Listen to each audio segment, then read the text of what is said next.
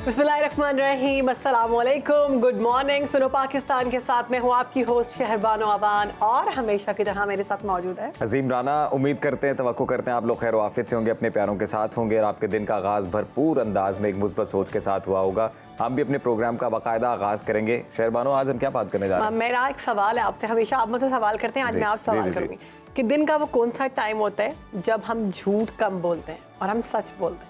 झूठ कम बोलते हाँ, हैं? पता है आपको इस बारे में? नहीं, ऐसा कुछ होता है? हाँ, ऐसा अच्छा, होता है। क्या?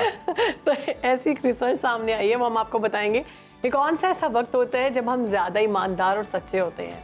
तो वो वक्त ज़्यादातर आप देख रहे होते हैं कि सुबह का टाइम होता है, क्योंकि सुबह के टाइम आप हमेशा कोशिश करते हैं कि शायद आप रात सोकर उठे होते हैं, हाँ, एनर्जेटिक होते हैं, एनर्जी होती है, आप सच्चाई की बुलंदियों पर पहुंचे होते हैं, तो आप सच बोलते हैं। जैसे कि जैसे जैसे रात ढलती जाती है ना, आप झूठ बोलना शुरू हो जाते हैं। इसलिए झूठ चुताली हो झूठ चुताली हो जाता है फिर। सही कहा आपने। और अमेरिका की जो हार्वर्ड यूनिवर्सिटी है और यूटा यूनिवर्सिटी के मुश्तरका तहकीक है ये, और तहकीक में बताया गया है कि नाश्ते से लेकर दोपहर के खाने तक ये जो दौरानिया है ना, इस वक्त में ज़्यादातर लोग जो है वो ईमानदार होते हैं और बेहतर अखलाक के साथ मुजाहरा करते हैं। लेकिन उसके बाद जैसे जैसे वक्त गुजरता है वैसे वैसे हालात जो है वो मुझे लग रहा है कि हार्वर्ड और यूटा ने जो रिसर्च की है ना, ये इन्होंने अमेरिका, बरतानिया, फ्रांस, हाँ, को इस तरह के पाकिस्तान में नहीं की। पाकिस्तान में उल्टा है। मुझे ऐसे लगता है सुबह सवेरे लोग झूठ बोलना शुरू करते हैं और रात को जाके थोड़े बेचारे सच्चे होना शुरू हो जाते हैं। इन्होंने कभी सुबह सवेरे पाकिस्तानियों को ना रोड पर नहीं देखा। रोड पर जैसे वो जा रहे होते हैं ना, वो जोश और खरोश में पहुंचना होता है वक्त पर, टाइम पर, और मुश्किल होता है सुबह उठ कर जाना। और सबसे ज्यादा तो अनफॉर्चुनेटली अगर वार्डन आपको रोक लेना कोई वायलेशन करते हुए, तो सबसे ज्यादा झूठ तो उस मौके पे बोला जाता है सुबह सवेरे। पता नहीं मुझे क्या मसला हो गया था, बीमार था, अस्पताल जा रहा हूँ, अस्पताल पहुंच रहा हूँ। मुझे लगता है ये तहकीक किसी वजह से ही आई होगी। और लोग ठीक कहते हैं सुबह के टाइम अक्सर लोग रात सोने के बाद थोड़े से मुजाहिरा करते हैं कि सच्चे होते हैं, लेकिन हम लोग सुबह के टाइम आकर सच बोलने की कोशिश करते हैं और सच ही दिखाते हैं। नहीं, हम बिल्कुल सच बोलते हैं। सही बात है जी। और आपने बिल्कुल हम पे यकीन रखना है, पूरा भरोसा रखना है। सुनो पाकिस्तान पे आप यकीन रख सकते हैं, बिल्कुल जी। देखते रहिए यकीन के साथ। यकीन के साथ। और यकीन के साथ मैं आपको एक और खबर बताता हूँ जी, और इस पर भी आप यकीन कीजिएगा कि 21 जून चूंकि आज है, तो और पाकिस्तान समेत शुमाली निस्फ कुरे के जो ममालिक हैं वहाँ पर ये साल का तवील तरीन दिन कंसिडर किया जाता है। और आज से गर्मी के मौसम का बाकायदा आगाज़ और 20 मार्च से शुरू होने वाले मौसम बहार का भी अख्ताम हो रहा है।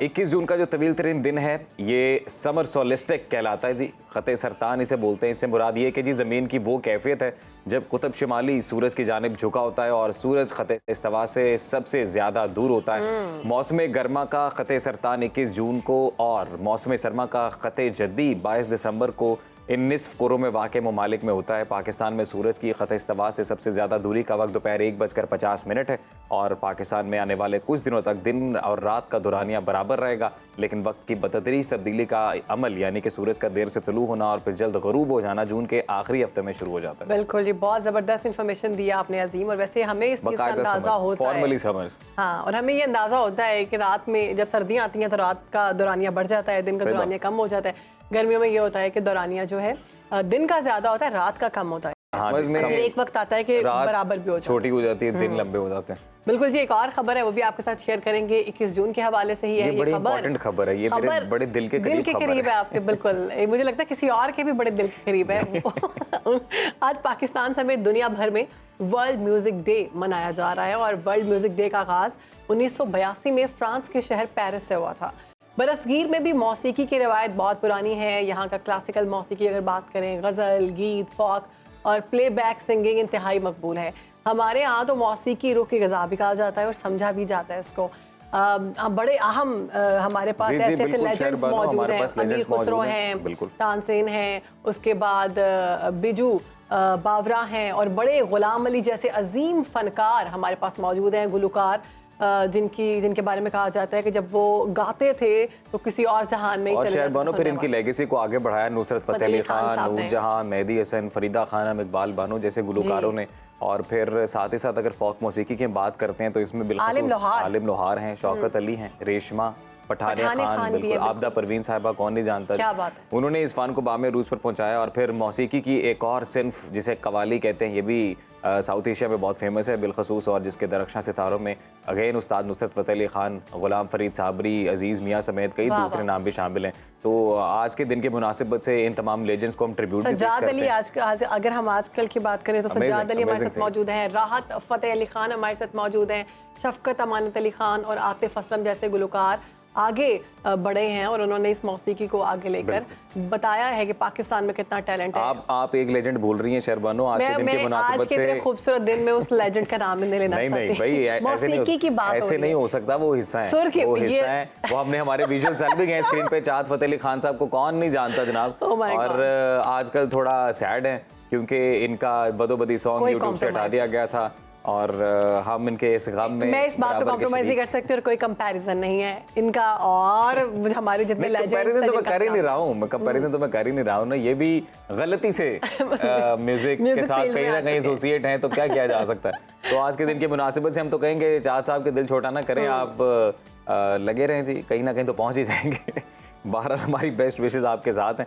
आपको पसंद कह रही थी, आपको बड़ा पसंद है गाना? मुझे तो बहुत पसंद है, क्योंकि आपके बहुत पसंद है ना, मुझे बिल्कुल मुझे जो पसंद है उनके नाम मैंने ले लिए हैं। अच्छा। अब मुझे लगता है हमें सियासत बड़ी पसंद है, तो अपने मुल्क के अलावा भी किसी मुल्क की सियासत आपको पसंद? बिल्कुल शहरबानो, हम लोग यही बात कर रहे थे कि जी कि मुल्क के हालात पर तो हम गौर व फिक्र करते रहते हैं। हमारे बड़े प्यारे मेहमान, हमारे तज्जियाकार, बड़े कमाल के रिसर्चर अब्दुल रहमान खान साहब स्टूडियो में मौजूद हैं। इनसे हम बात करेंगे अमेरिका में जो हैपनिंग्स हो रही हैं, क्योंकि ये साल अमेरिका में भी इलेक्शंस का साल है और 60वें जो सदारती इंतखाबात हैं वो रवा बरस 5 नवंबर को होंगे, और रिवायत के मुताबिक ये इलेक्शन भी मुल्क की 2 अहम जमातों के दरमियान होने जा रहा है। लिबरलिज्म, शहरी हकूक, समाजी तहफ़्फ़ुज़ और मौसमियाती तब्दीली से निमटने की दावेदार है जी डेमोक्रेटिक पार्टी, जिसकी नुमाइंदगी जो बाइडन करेंगे, जबकि क़दामत पसंदी, टैक्सों में नरमी, इमिग्रेशन में सख्ती, हथियारों के हकूक़ की अलंबरदार है रिपब्लिकन पार्टी, और इनके उम्मीदवार डोनाल्ड ट्रंप हैं, इन पर भी केसेस चल रहे हैं। तो ये मामला किस जानिब जाता नजर आता है और इलेक्शन के बाद क्या सूरत हाल नजर आती है, इस पर बात करें। बिल्कुल, से बात करने के लिए हमारे साथ मौजूद हैं तज्जियाकार हैं अब्दुल रहमान खान। वेलकम करते हैं आपको अब्दुल रहमान खान, कैसे हैं आप? जी बहुत शुक्रिया, अल्हम्दुलिल्लाह। 81 साल के जो बाइडन है और 77 साल के डोनाल्ड ट्रंप, इलेक्शन होने जा रहा है, मुकाबला कितना सख्त होगा?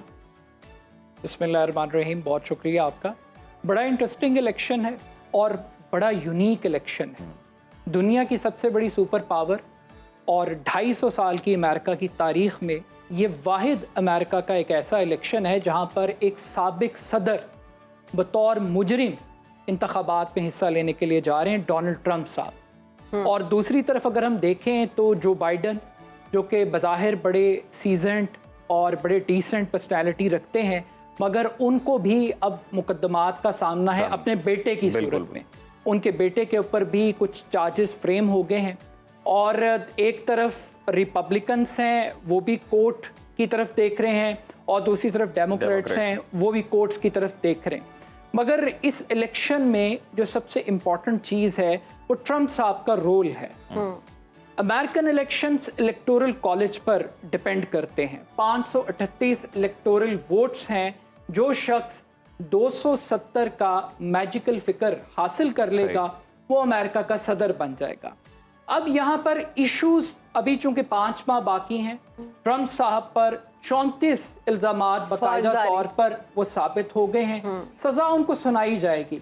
लेकिन इंटरेस्टिंग बात यह है कि जिस दिन उनकी नॉमिनेशन होनी है उससे 4 दिन पहले, यानी कि 11 जुलाई को उनको सजा सुनाई जाएगी। अमेरिकन इलेक्शंस की इंटरेस्टिंग बात यह है कि यहाँ पर आप मुजरिम होते हुए भी इंतखाबात में हिस्सा ले सकते हैं। पाकिस्तान की तरह नहीं है कि आपको आर्टिकल 62-63 के तहत आपको डिस्क्वालीफाई कर दिया जाएगा। तो अमेरिकन आईन इस चीज़ की इजाज़त देता है। अब जब आप कन्विक्ट होंगे तो डोनाल्ड ट्रंप साहब ने एक कमाल काम ये किया है कि उन्होंने अपनी कन्विक्शन को एक पॉलिटिकल नैरेटिव में इस्टेब्लिश कर दिया है। सही। उन्होंने अमेरिका के क्रिमिनल जस्टिस सिस्टम को एक बयानिए के तौर पर पेंट किया है, और अपने सियासी कारकुनों को ये कहा गया है कि मैं एक सियासी कैदी हूँ और मुझे एक फिक्स्ड जुडिशरी की जानिब से ये टारगेट करके मुझे डैमेज करने की कोशिश की गई। तो पाकिस्तान से मिलती जी। ट्रंप को अमेरिका का इमरान खान भी कहा जाता अच्छा। है, और थोड़ी सी उनके करैक्टर में एक सिमिलैरिटी भी है। वो बड़े एग्रेसिव हैं, उनके वोटर्स बड़े बहुत चार्ज ज्यादा हैं। बड़े एग्रेसिव हैं। कैपिटल हिल पे उन्होंने जी, हमला वो कर दिया। रेड लाइंस क्रॉस करने के ट्रम्प एक्सपर्ट हैं, सही। और वो ग्राउंड रियलिटीज को एडमिट नहीं करते। लेकिन मुझे ये लग रहा है, जो अब तक आप इंटरनेशनल मीडिया के कैनवस को देखें, जो इश्यूज वहां पे फ्रेम हो रहे हैं, डोनाल्ड ट्रंप को एक नया पॉलिटिकल विक्टिम कार्ड मिल गया अमेरिकन वोटर्स के माइंडसेट को चेंज करने के लिए, और वो एक फिक्स्ड जुडिशरी की बात कर रहे हैं बाकायदा तौर पे। जैसे ही उनको ये फैसला बताया गया कि जूरी ने 34 के करीब जो चार्जेस हैं वो साबित हो गए हैं, और उसके बाद उन्होंने फंडिंग कैंपेन का आगाज किया। उस फंडिंग कैंपेन के अंदर उनको रिकॉर्ड फंड्स मिले हैं, लोगों की एक ओवरवेलमिंग रिस्पांस ट्रंप को सुन रहे, देख रहे हैं। लेकिन दूसरी जानिब जो बाइडेन साहब हैं, उनके साहबजादे हंटर जो कि खुद वकील हैं, उनके ऊपर एक चार्ज है 3 बुनियादी तौर पे। गैर कानूनी तौर पे उन्होंने असलहा खरीदा, और इसके साथ साथ टैक्स चोरी का इल्जाम है, मंशियात के इस्तेमाल का भी इल्जाम है। ये जो हंटर साहब हैं, ये नेवी का हिस्सा भी रहे, और 2014 में निकाल दिए गए नेवी से, क्योंकि इनका जो ड्रग टेस्ट था वो पॉजिटिव आ गया। तो ट्रंप साहब की निस्बत जो हंटर साहब हैं, कि ये भी एक यूनिक बात है कि एक ऐसा शख्स जो कि सदारत की कुर्सी पर मौजूद है और उसके बेटे के खिलाफ प्रोसीडिंग्स हो रही है, और ये भी कहा जा रहा है कि इलेक्शन से पहले हंटर को भी सजा मिल जाए। और इसका इम्पैक्ट तो एक बैलेंसिंग एक्ट भी दोनों साइड्स के ऊपर हमें देखने को इसका इम्पैक्ट आते देखते हैं आप। डेमोक्रेटिक जो पार्टी है उसकी जो स्टाइल ऑफ पॉलिटिक्स है, या उनके जो कैंडिडेट हैं उसके ऊपर। देखिए, सब्जेक्ट ऑफ मोरालिटी, आपको वोटर्स को देखना पड़ेगा कि वोटर्स के नजदीक क्राइटेरिया क्या है वोटिंग का। एरिस्टोटल ने कहा था कि ऑल पॉलिटिक्स आर लोकल। ये लोकल सिनेरियो के अंदर वोटर डिसाइड करता है। वोटर ने इस बात पे डिसाइड करना है कि इन्फ्लेशन कितनी है, जॉब अपॉर्चुनिटीज कितनी है, इमिग्रेशन लॉज की सूरत हाल क्या है, हेल्थ सेक्टर के अंदर क्या रिफॉर्म्स आ रही हैं, कॉर्पोरेट वर्ल्ड अपने इंसेंटिव्स को देखेगा, क्लाइमेट चेंज अमेरिकन सोसाइटी में एक बहुत बड़ा सब्जेक्ट है।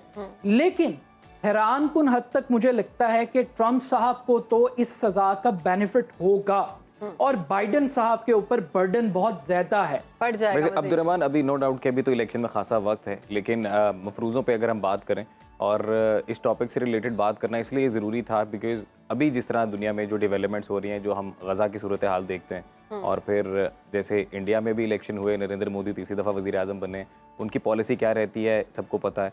डेमोक्रेटिक एरा देख लिया उनकी पार्टी की, जो बाइडन की जो पॉलिसी है वो रही। मफरूज़े के तौर पर अगर ट्रंप आते हैं इक़्तिदार में, तो क्या लगता है कोई सिनेरियो चेंज होता नज़र आएगा? देखिए, जहाँ तक अमेरिकन फॉरेन पॉलिसी की बात है, तो ख़ास तब्दीली स्पेशली इजराइल के हवाले से आपको कोई मेजर शिफ्ट चेंज नज़र नहीं आएगा। बल्कि ये पॉइंट आपने बड़ा ज़बरदस्त उठाया है, ये पाकिस्तानी नाजरीन के लिए बड़ी एक इम्पॉर्टेंट चीज़ है कि अमेरिका की सोसाइटी एक यूनिक टेम्परामेंट रखती है। यहाँ पर ब्लैक लाइव्स मैटर की कैंपेन चलती है, यहाँ पे बराक ओबामा बतौर ब्लैक पर्सन वो प्रेसिडेंट भी बन जाते हैं अमेरिका के। ये पहली मर्तबा है कि जो पॉलिसी बाइडन ने अडॉप्ट की गज़ा में, सही, हमने तारीख में इतना रिस्पांस, इतना बड़ा रिएक्शन मुस्लिम वर्ल्ड में नहीं देखा जो हमें वेस्टर्न वर्ल्ड में देखने को मिला। ये इलेक्शन डिटरमिन करेगा बाइडन की जो इजराइल पॉलिसी थी गज़ा के हवाले से। लाखों अमेरिकन स्टूडेंट्स उन्होंने प्रोटेस्ट किया, उन्होंने कैंप्स लगाए, उन्होंने मार्चेस की, और जो ऑल आइज ऑन गज़ा जो कैंपेन जिस तरीके से चली, जिस तरीके से जेनोसाइड को हाईलाइट किया और ह्यूमैनिटी की बेस के ऊपर, और जिस तरह सिविल सोसाइटी ने ये कहा कि आप इजराइल को असला नहीं दे सकते, आप इजराइल को सपोर्ट नहीं कर सकते, जिस तरह से ह्यूमैनिटेरियन एड को टारगेट किया गया, तो मुझे लगता है कि बाइडन को एक कॉस्ट पे करनी पड़ेगी इस पूरे इलेक्शन के अंदर। अच्छा, जो अमरीकी नौजवान है वो इस बेस के ऊपर भी एक बड़ी कम्युनिटी के ह्यूमैनिटी को आपने नजरअंदाज किया। दोबारा इलेक्शंस की तरफ आऊंगी मैं आपको। आपने कहा सपोर्टर्स बहुत ज़्यादा हैं ट्रंप के, और बहुत ज़्यादा वो जैसे पाकिस्तान से आपने उनको मिलाया, इमरान खान से, बानी पीटीआई से। تو ان کے سپورٹرز جو ہیں وہ کیوں زیادہ ہیں؟ کیا ان میں مطلب ایسے کون سے کام انہوں نے کیے ہیں امریکہ میں جس کی وجہ سے سپورٹ بہت ملی ان کو؟ دیکھیے اگر آپ کمپیریزن کریں ٹرمپ کے ایرا کا اور بائیڈن صاحب کا، ٹرمپ کے جو اکنامک انڈیکیٹرز تھے وہ بہت پازیٹیو تھے. ٹرمپ ایک اوپن اکانومی کی بات کر رہے تھے، ٹرمپ ایک کارپوریٹ سیکٹر کو گروم کرنے کی بات کر رہے تھے، اور جب آپ کارپوریٹ سیکٹر کو گروم کرتے ہیں تو جاب اپرچونٹیز کریٹ ہوتی ہیں. ٹرمپ کے دور میں مہنگائی بہت کم تھی، oil price, G America first in کا سلوگن تھا، اور آج بھی امریکہ فرسٹ ان کا سلوگن ہے. امریکہ کو وہ ایک عظیم قوم کے طور پہ وہ پینٹ کرتے ہیں. لیکن ٹرمپ کو لاس کہاں ہوا؟ ٹرمپ کو لاس ہوا کووڈ سے. کووڈ کی پالیسی نے ٹرمپ کی جو پچھلے 3 سال کی جو محنت تھی وہ آخری سال کے اندر اس کو مکمل طور پر ڈمپ کر، انہوں نے اتنا سیریس نہیں لیا اور انہوں نے سیریس لیا اور مذاق اڑاتے رہے وہ باقاعدہ طور پہ. لیکن جب ہزاروں لوگوں کی امریکہ میں اموات ہوئیں، ہیلتھ کیئر سسٹم کو کوشچن بنایا گیا، تو لاسٹ مومنٹ کے اوپر ٹرمپ کو اس کا بہت بڑا ڈیمیج ہوا. لیکن اگر ہم بائیڈن کے ساتھ کمپیئر کریں تو یہاں پہ فارن پالیسی میں ہمیں روس کی اور یوکرائن کی وار کی وجہ سے امریکہ کے اندر اور پوری دنیا میں ایک انفلیشن آئی، آئل پرائسز اس کی بہت بڑی ایک ہائک کریٹ ہو گئی، اور اس کا امپیکٹ ایک عام امریکن کے اوپر بہت زیادہ اس کا ایک امپیکٹ پڑا ہے. اور جس طریقے سے اب غزہ کے معاملات ہیں اور یہاں پہ جو ابارشن کے لاز ہیں، کیونکہ 50% امریکہ کے اندر جو ووٹرز ہیں وہ خواتین ہیں، اور خواتین کی سوشل سیکیورٹی ایک بہت بڑا امریکن سوسائٹی کا سبجیکٹ ہے. لیکن ایک اور حیران کن بات ہے، یہ ہمارے ناظرین کو بھی سمجھنا چاہیے کہ امریکہ میں کوئی بھی شخص پاپولر ووٹ سے پریزیڈنٹ نہیں بنتا. میں اس کی مثال ایسے دوں گا، جب ٹرمپ صاحب پریزیڈنٹ بنے تھے تو ہیلری کلنٹن کے ووٹ 30 لاکھ ان سے زیادہ تھے، لیکن الیکٹورل کالج کے ووٹس میں ٹرمپ آگے تھے، ہیلری کلنٹن پیچھے تھی.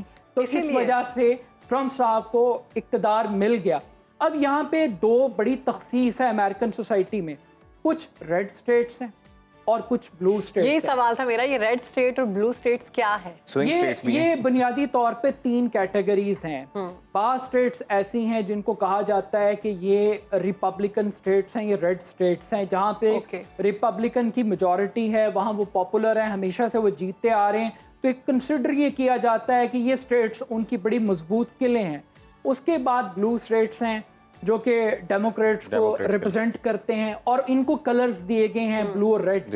لیکن درمیان میں ایک سوئنگ سٹیٹس ہیں، یہ بڑی امپورٹنٹ ہیں. پینسلوینیا ہے، فلوریڈا ہے، وسکانسن ہے، مشیگن ہے، ایریزونا ہے، نارتھ کیرولینا ہے. اس طرح کر کے یہ کچھ 6 کے قریب بڑی میجر سٹیٹس ہیں. اور ان کو سوئنگ سٹیٹ کیوں کہا جاتا ہے؟ یہ اس لیے کہا جاتا ہے یہ پرماننٹ نہیں رہتی، یہ کسی بھی پارٹی کی طرف چلی جاتی ہیں اور یہاں پر تبدیلی آتی رہتی. یہ 101 کے قریب الیکٹورل کالج ووٹس یہ باقاعدہ طور پہ یہ سٹیٹس رکھتی ہیں. اور حیران کن بات یہ ہے کہ امریکن الیکشن میں سب سے زیادہ پیسہ وہ انہی سٹیٹس کے اوپر خرچ ہوتا ہے ایڈورٹائزمنٹ کی فارم کے اندر. سب سے زیادہ جو پریزیڈنٹس اپنی کیمپین کا فوکس کرتے ہیں وہ ان ایراز پہ کرتے ہیں. لیکن یہاں پر ایک اور بھی امریکن سوسائٹی میں ایک تبدیلی آ رہی ہے. ٹرمپ صاحب کے اوپر ایک تنقید یہ تھی کہ وہ وائٹ سپریمیسی کی بات کرتے تھے، ان میں نسل پرستی بہت زیادہ تھی، اور وہ بلیک کمیونٹی کو ایک حقارت کی نظر سے، اور جو امیگرینٹس تھے ان کے لیے ان کے جو جذبات تھے وہ بڑے نیگیٹو تھے. تو وہاں پر ایک تبدیلی آئی ہے کہ ٹرمپ صاحب نے اپنی اس پالیسی کو تھوڑا سا ریوزٹ کیا، اور اب وہ بلیک کمیونٹی کو اپنے ساتھ انگیج کر رہے ہیں. اور ٹرمپ کا دعویٰ یہ ہے کہ یہ جو فیصلے ان کے خلاف آ رہے ہیں، ان فیصلوں کا اثر بلیک کمیونٹی پر ہے، اور ایک سمپتھی ڈیولپ. ایک بڑا انٹرسٹنگ سوال میرے ذہن میں آیا ہے، اور وہ یہ کہ یہاں پہ بھی ایک پوائنٹ آف ویو بنا ہوا ہے پاکستان میں بھی سیل، کہ ظاہر ہے ایک جو کہتے ہیں، یا کئی سیاستدان بھی یہ بات کر چکے ہیں کہ ڈیسیجنز کہیں اور پہ ہوتے ہیں جن کے اثرات پاکستان میں آتے ہیں، یا کہیں سے کال آ جاتی ہے تو پھر معاملات طے ہو جاتے ہیں. تو یہ بھی کہا جا رہا ہے جی کہ اگر وہاں پر چینج آف کمانڈ ہوتی ہے تو شاید بانی پی ٹی آئی کے لیے ایڈوانٹیج ہوگا، اور وہ کیونکہ ان کی بنتی آپس میں. یہ مشاہد حسین سید صاحب بڑے سینئر پولیٹیشین ہیں، اور وہ اکثر اپنی تجزیے میں یہ بات کہتے ہیں، اور اس کے اندر ایک بڑا ایک امپورٹنٹ فیکٹر ہے. یہ حقیقت ہے کہ ٹرمپ صاحب کے جو تعلقات ہیں وہ عمران خان صاحب کی گورنمنٹ کے ساتھ بہت اچھے تھے، اور پرسنل لیول کے اوپر کافی ساری سملیرٹیز بھی ہیں مائنڈ سیٹ کے حوالے سے. बाइडन एडमिनिस्ट्रेशन के साथ इमरान खान साहब के ताल्लुकात अच्छे नहीं थे, रजीम चेंज ऑपरेशन जो बाकायदा तौर पर हुआ उसका इल्ज़ाम भी बाइडन एडमिनिस्ट्रेशन पे लगता है। तो इंटरनेशनल एक पाकिस्तान में एक लोकल इस्टेब्लिशमेंट है और एक इंटरनेशनल इस्टेब्लिशमेंट है, और इमरान खान साहब ने जो साइफर का पूरा नैरेटिव बनाया और हकीकी आज़ादी की जो बात की, गुलामी ना मंजूर की बात की, वो बुनियादी तौर पे बाइडन के अगेंस्ट थी। तो अगर बाइडन तब्दील होते हैं तो यकीनन इमरान खान साहब के लिए और उनके वोटर्स के लिए ये बड़ी पॉजिटिव खबर। बहुत ज़बरदस्त आपने बात की, इसी नोट पर मैं आपका शुक्रिया अदा करूंगी। और हमने मामला पे बात की अमेरिका के इलेक्शंस के हवाले से। एक प्रोग्राम में आगे बढ़ेंगे, बात करेंगे हम बच्चों की पर्सनैलिटी के हवाले से। हम देखते हैं कुछ बच्चे बहुत ओवर हाइपर होते हैं, कुछ बच्चे बहुत अलग थलग रहते हैं, अपने आप में रहते हैं, बातें ज़्यादा नहीं करते हैं, और कुछ बच्चे हर टाइम बोलते रहते हैं, घर में रौनक रखते हैं। मुख्तलिफ होते हैं बच्चे, ये तो सबको पता है कि बहन भाई भी एक दूसरे से मुख्तलिफ होते हैं। तो ये होता क्यों है, होना चाहिए, नहीं होना चाहिए, इनको इंट्रोवर्ट और एक्सट्रोवर्ट कहते हैं। कुदरती तौर पर शख्सियात का ये फ़र्क क्या होता है, बच्चों की पर्सनैलिटी के लिए कितना फ़ायदेमंद है या कितना नुकसानदेह, और कौन सा ऐसा रवैया है जो अलार्मिंग है, ये जाने के हमारे साथ हमारी गेस्ट मौजूद है, साइकोलॉजिस्ट। जी बिल्कुल, वजिहा ज़फ़र आज हमारे साथ मौजूद हैं। अस्सलाम वालेकुम Wajiha, thank you so much for your time. सबसे पहले तो ये जानना चाहते हैं, बतौर माहिर नफ्सियात ये बताइएगा कि इंट्रोवर्ट और एक्सट्रोवर्ट ये कुदरती तौर पर होता है या with the passage of time जो बच्चे के एक्सपीरियंसेस हैं वो उनको शेप करते हैं? जी वालेकुम सलाम। आपने जो दो फैक्टर्स की बात की, इसमें दोनों ही काउंट होते हैं। कुछ बच्चे नेचर वाइज ऐसे होते हैं कि वो इंट्रोवर्ट या एक्सट्रोवर्ट होते हैं, और कुछ बच्चों को जो है पेरेंट्स का घर में एनवायरनमेंट ऐसे मिलता है कि उनको जैसे कम्युनिकेशन, सोशलाइजेशन कराई जाती है, उनको आगे किया जाता है, तो वो एक्सट्रोवर्ट जो है ट्रेट्स उनमें आने लगते हैं, कम्युनिकेटिव होने लगते हैं। और कुछ बच्चे जिनको घर में डांटा जाता है, अब्यूज किया जाता है, बुली किया जाता है, तो उससे वो बच्चे नेचुरली अगर एक्सट्रोवर्ट भी हो तो वो पीछे रहना शुरू हो जाते हैं, जिसमें हम कहते हैं कि बच्चा सेल्फ स्टीम का शिकार है, लो सेल्फ स्टीम का शिकार है, कॉन्फिडेंस लो है। तो इसमें हम समझते हैं कि वो इंट्रोवर्ट है, बट कई दफा ऐसे केसेस आए हैं पेरेंट्स कहते हैं वो एक्सट्रोवर्ट है, सॉरी इंट्रोवर्ट है, बट वो एक्चुअली इंट्रोवर्ट नहीं होता, उसकी लो सेल्फ स्टीम होती है, उसके अंदर लो कॉन्फिडेंस का शिकार होता है। तो ये तो टाइप्स भी हैं, लेकिन टाइप्स के साथ आपने बहुत खूबसूरत बात की कि ये जेनेटिकल फैक्टर है, एनवायरमेंट फैक्टर है, इसको भी देखना बहुत जरूरी होता है। कुछ 5 टिप्स जानना चाहेंगे आपसे कि बच्चों का बिहेवियर नॉर्मल रखने के लिए 5 टिप्स बता दें कुछ। ऑलराइट, 5 टिप्स जो बहुत इंपॉर्टेंट 5 टिप्स हैं, और ये इसमें एज को माइंड में रखना बहुत जरूरी है कि जब आपका बच्चा 2.5 साल की उम्र में आना शुरू हो, तो 2.5 साल की उम्र के बाद उस बच्चे को आप ये ट्रेनिंग दें इमोशनल कनेक्शन बनाने की। पेरेंट्स जो हैं अपने बच्चे के साथ अटेंटिव रहें, बच्चे की वर्बल और नॉन वर्बल कम्युनिकेशन के साथ अटेंटिव रहें। सेकेंडली, बच्चे को सोशल क्यूज सिखाएं बच्चे को, और इस मोस्ट इम्पोर्टेंटली सोशल के साथ बच्चे को टास्क करना सिखाएं। घर के टास्क होते हैं, आप ये नहीं देखिए बेटा है बेटी है, किचन में बेटा आ रहा है, वो आपके साथ रोटियां पकाना चाह रहा है। कहीं हमारी फैमिली में बच्चे हैं, मैंने सुने हैं कि कुछ बच्चे ऐसे हैं जो बेलना लेके शुरू जाते हैं, चिमटा लेके, उनको बस अच्छा लगता है कि जो माँ कर रही है माँ के साथ साथ करें, तो करने दें, आप बच्चे को बाउंड नहीं करें। थर्डली, मैं ये चीज जरूर ऐड करना चाहूंगी कि पेरेंट्स आजकल के बहुत ज्यादा बच्चे के बारे में कॉन्शियस होते हैं, साफ सुथरे बच्चे रहे, नीट एंड टाइडी, जबकि बच्चे का होता है मैं खेलूं कूदूं, कपड़े गंदे करूँ, गर्मियों का मौसम है तो आम खाऊं और कपड़े गंदे हो। तो इस चीज का ख्याल रखिए, इस चीज का ख्याल, पानी के साथ खेलता है तो आप बच्चे की टाइमिंग्स को सेट करें। बच्चे की जो बचपना है उसे मत छीने, ये नीट एंड टाइडी के चक्रों में वो जो बचपना है बच्चों से छीन लेते हैं। तो तीसरा ये एलिमेंट है, सॉरी फैक्टर है, ये आपने पॉइंट माइंड में रखना है कि उसको एंजॉय करने दे अपना बचपना। फोर्थ, बच्चे के साथ बच्चे को उसकी अपनी पर्सनालिटी के ऊपर मत छोड़ें, आप उसकी पर्सनालिटी डेवलपमेंट में उसमें पेरेंटिंग का रोल प्ले करें। स्क्रीन के हाथ अपने बच्चे को मत छोड़ें। यूजुअली पेरेंट्स अपनी आसानी के लिए बच्चे को जो स्क्रीन प्रोवाइड कर देते हैं, वहां से बच्चे की पर्सनालिटी में इश्यूज आना शुरू, स्पीच डिले होती है, बिहेवियरल इश्यूज आते हैं, उस पर आप जरूर नजरसानी करें। फिफ्थ पे मैं एक बहुत इंपॉर्टेंट पॉइंट लास्ट में ऐड करूंगी कि बच्चे को रिश्तेदारों से जो है ना, आप पुप्पो, खाला, चाचू, चाची, इन रिश्तों के बारे में सिखाना शुरू करें। जब आप बच्चे को दोस्त बनाना सिखाते हैं, बच्चे को रिश्ते निभाना सिखाते हैं, रिश्ते क्या होता है इस एज में कि जाएं, इस्लाम करें, मिलें, खुशियां बांटना सिखाएं बच्चे को, तो उसमें क्या होता है कि बच्चे की जो माइंड होता है वो पॉजिटिव थिंकिंग की तरफ जाता है। बच्चे के सामने कोशिश करें कि गॉसिप्स ना करें या नेगेटिव बातें किसी रिश्तेदार की या किसी भी बिल्कुल, बहुत शुक्रिया आपका वजीहा, आपने बहुत जबरदस्त तरीके से समझाया कि किस तरह से हम बच्चों को ट्रीट کر سکتے ہیں, ان کو کس طرح سے بہترین طریقے سے سمجھا سکتے ہیں کہ نہ وہ اوور انٹروورٹ ہو اور نہ اوور ایکسٹروورٹ. لیکن اس سے پہلے سب سے بڑی ذمہ داری پیرنٹس پہ آتی ہے جی کہ اپنے بچوں کے بیہیویئر کو آبزرو کرتے رہیں اور غور کریں کہ آپ کا بچہ جو ہے کہیں وہ خاموشی سے بیٹھا رہتا ہے, لوگوں کو اوائڈ کرتا ہے, یہاں پر دوسری جانب جو ایکسٹریم سائڈ ہے کہ بہت زیادہ ہائپر ایکٹیو ہے. تو ایسی سچویشن میں آپ کو تھوڑا سا ایکٹیو ہونا ہے, اور یہ کوئی خطرے والی بات نہیں ہے, لیکن اسٹل وہ اس بچے کو آپ کی اٹینشن کی ضرورت ہے. اور آپ ٹائم بیلنس کریں, اس کی ایکٹیویٹیز کو یہی نہ بیلنس کریں. سمجھتے رہیں کہ اگر وہ سائٹ پہ بیٹھا ہوا ہے تو بہت اچھی بات ہے جی, وہ اپنے کام سے کام رکھتا ہے, ہاں شریف بچہ ہے اور وہ تنگ نہیں کر رہا, وہ اس کے لیے خرابی بھی ہو سکتی ہے. جیسے کہ ہماری جو ایکسپرٹ تھی انہوں نے کہا کہ کل کو انٹرویو کے ایشوز میں پرابلم ہو سکتی ہیں, جاب میں آپ کو بڑے پرابلم ہوتے ہیں, اسکول کالج یونیورسٹی میں ایسے بچوں کو بلی کیا جاتا ہے کیونکہ جب وہ کسی سے بات نہیں کرتے, گھلتے ملتے نہیں ہیں, تو ان کے لیے بھی مشکل ہوتا ہے اور دیکھنے والوں کے لیے بھی مشکل ہوتا ہے. تو مجھے امید ہے کہ سمجھ آ گئی ہوگی بالکل کہ پیرنٹنگ کس طرح سے کرنی ہے. پروگرام میں بات کریں گے پاکستان کے ان ہیروز کی جو اپنی محنت اور لگن سے پاکستان کا پرچم دنیا بھر میں بلند کرتے آ رہے ہیں. ہمارے اگلے مہمان بھی ایسی ہی شخصیت کے مالک ہیں. وہ آکسیجن سپلیمنٹ کے بغیر ماؤنٹ ایوریسٹ کو سر کرنے والے دوسرے پاکستانی ہیں. اس سے پہلے وہ 8000 میٹر سے بلند دنیا کی 13 چوٹیاں سر کرنے والے پہلے پاکستانی کا اعزاز بھی اپنے نام کر چکے ہیں.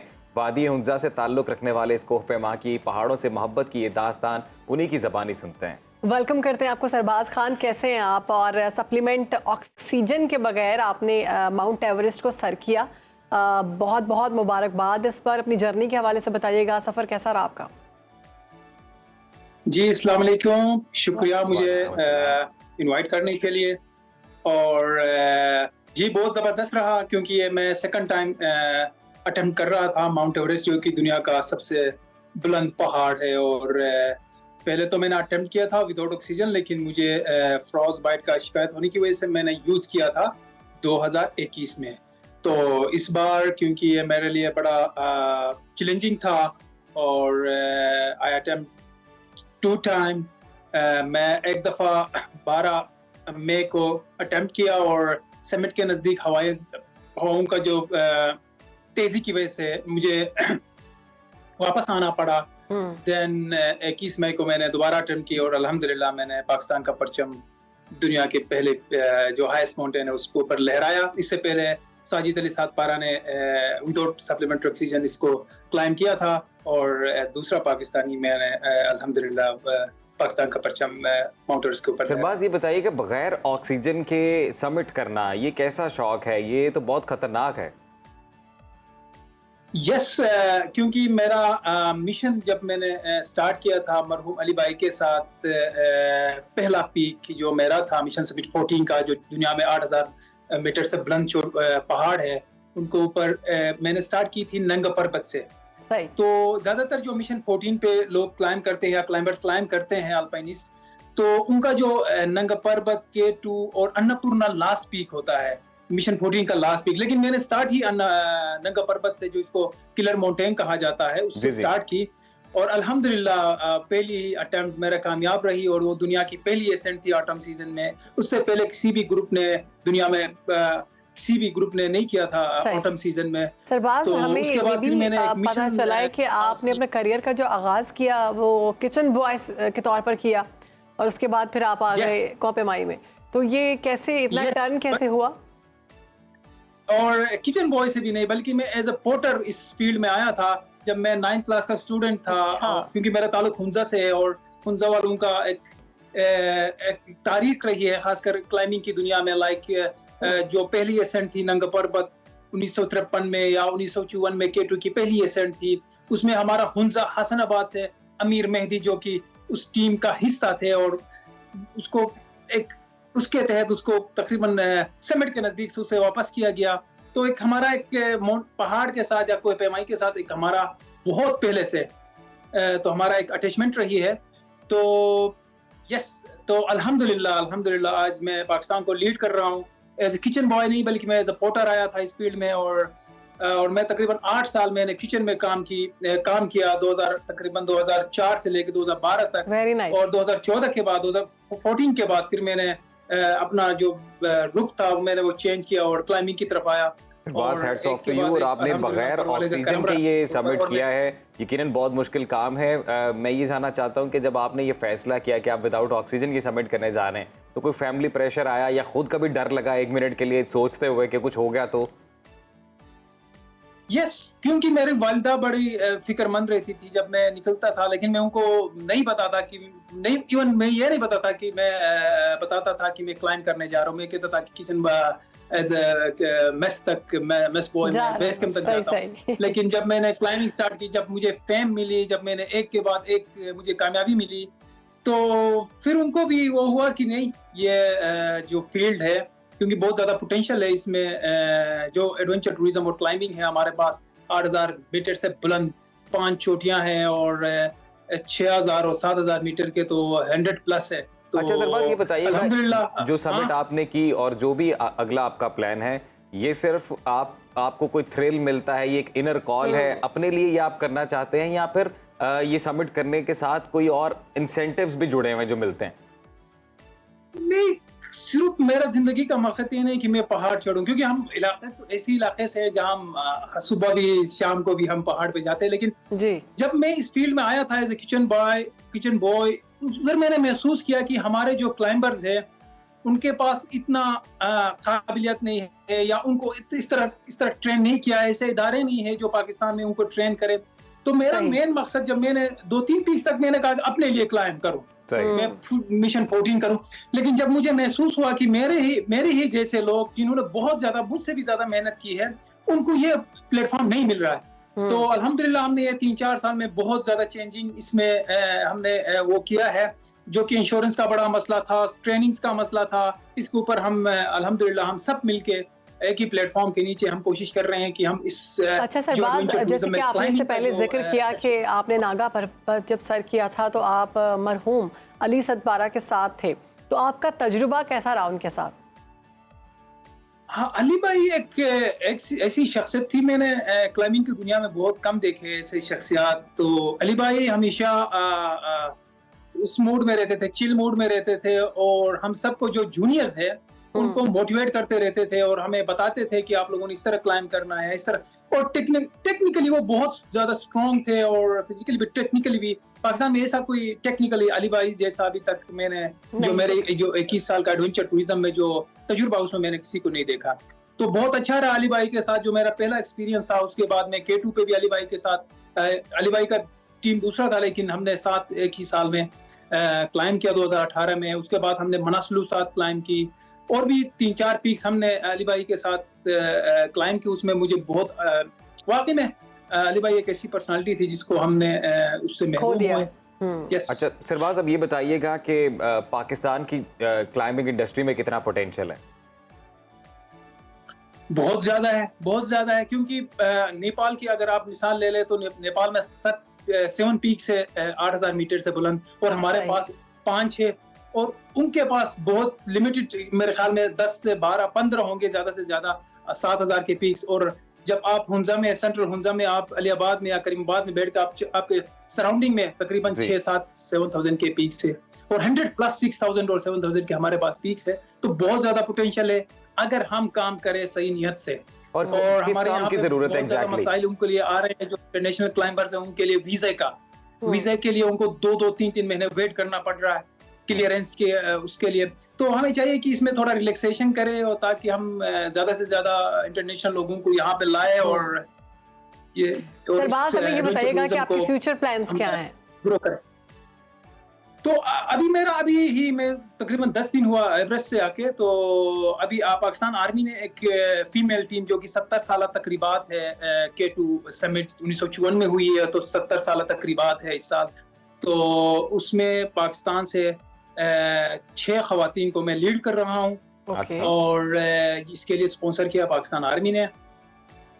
تو انشاءاللہ ہم نکلیں گے اس منتھ کی 20 یا 21 کو، ہم یہاں سے اسکردو سے نکلیں گے، اور جولائی میں انشاءاللہ ٹرائی کریں گے K2 کے اوپر. بہت شکریہ سرباز خان، آپ نے پاکستان کو وقت دیا، اور ہیرو ہیں آپ ہمارے، ہیرو ہیں پاکستان کے. اور بڑا ہی تھرلنگ ایکسپیرینس ہے. تو ایسا ہے میرا پاکستان. ایسا ہی بالکل ہی ڈیفینیٹلی ایسا ہے میرا پاکستان. اور ہمارے پاکستان میں اتنا پوٹینشیل ہے, جیسے سرباز نے خود ہی بتایا, بس تھوڑا سا اگر کام کیا جائے مزید تو کلائمبنگ انڈسٹری سے بھی بھرپور ریونیو جنریٹ کیا جا سکتا ہے. آگے بڑھتے ہیں, اور چونکہ عید کا سلسلہ چل رہا ہے, ابھی عید ختم نہیں ہوئی. بالکل, یہ چلتا رہے گا پورا ہفتے. بالکل, عید الاضحیٰ تب تک چلتا ہے جب تک گوشت ختم نہیں ہوتا. تو اللہ تعالیٰ کی جانب سے یہ ایک تحفہ ہے عید پر جو ہم سب کو ملتا ہے کہ اونٹ, گائے, دمبے یا بکرے کی قربانی ہم کرتے ہیں. تو ہمارے یہاں قربانی کے گوشت کو فریز کر لیا جاتا ہے, اور بڑی تعداد میں کچھ لوگوں کو میں نے دیکھا ہے کہ وہ پورا فریزر جو ہے وہ بھر لیتے ہیں. تو یہ صحت کے لیے کتنا خطرناک ہے, ایسا کرنا چاہیے نہیں کرنا چاہیے, اور کتنے دن تک ہم گوشت کو فریز کر سکتے ہیں, اس کے بعد یہ خطرناک حد تک ہمارے جسم پر اثر دکھا سکتا ہے. تو اسی پر بات کرتے ہیں. ہمارے ساتھ موجود ہے نیوٹریشنسٹ ہے عائشہ صدیقہ. ویلکم کرتے ہیں عائشہ, کیسی ہیں آپ؟ الحمدللہ میں بالکل ٹھیک ہوں.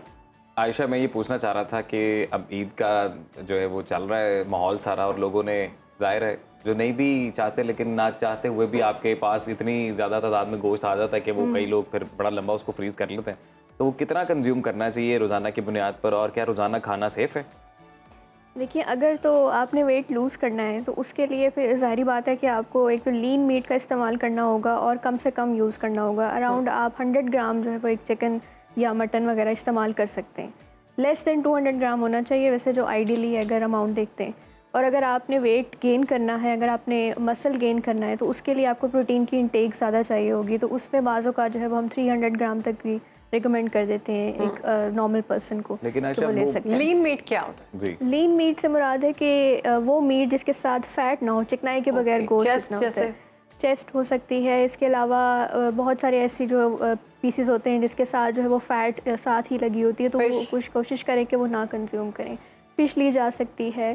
مٹن میں بھی کچھ ایسے پارٹس ہوتے ہیں کہ جو فیٹ کے بغیر ہوتے ہیں, تو وہ آپ کنزیوم کر سکتے ہیں. آپ ابھی 300 گرام آپ بتا رہی تھیں کہ سیف ہے کنزیوم کرنا. اب دیکھیں جی, ویٹ مشین تو پڑی نہیں ہوتی گھر میں, اور وہ کیسے پتا چلے گا کہ 300 گرام ہم نے کھا لیے یا زیادہ کھا لیے, کم کھا لیے؟ نہیں, 1 باؤل نہیں, 1 باؤل تو بہت زیادہ ہے. آپ اس کے پیسز کے اراؤنڈ, جیسے آپ ایک medium small to medium size پیس لے سکتے ہیں. وہ آپ ڈیلی بیسس پہ مارننگ اور ایوننگ دونوں کی اگر کنزمپشن کاؤنٹ کرتے ہیں تو وہ اراؤنڈ آپ 3 to 4 اسمال پیسز جو ہے وہ آپ لے سکتے ہیں. 3 to 4 ہاں. اور یہ ڈیلی کھانے سے کوئی فرق؟ ڈیلی کھا سکتے ہیں, لیکن وہ لوگ جن کو یورک ایسڈ وغیرہ کا پرابلم ہے, کڈنی سے ریلیٹڈ ایشوز ہیں یا کولیسٹرول کا ایشو ہے, وہ کوشش کریں کہ مٹن اور بیف ہفتے میں صرف 1 دفعہ تک لمٹ کریں, اور جو باقی چکن وغیرہ ہے وہ آپ لے سکتے ہیں ڈیلی بیسس. اچھا عائشہ, گوشت ہم کتنا فریز کر سکتے ہیں اور کتنے دن تک فریز کر سکتے ہیں؟ اس کے بعد یہ ہے کہ آپ اتنے دن سے زیادہ فریز نہیں کرنا چاہیے, آپ کے لیے بیماری ہے. بالکل ایسے ہی ہے.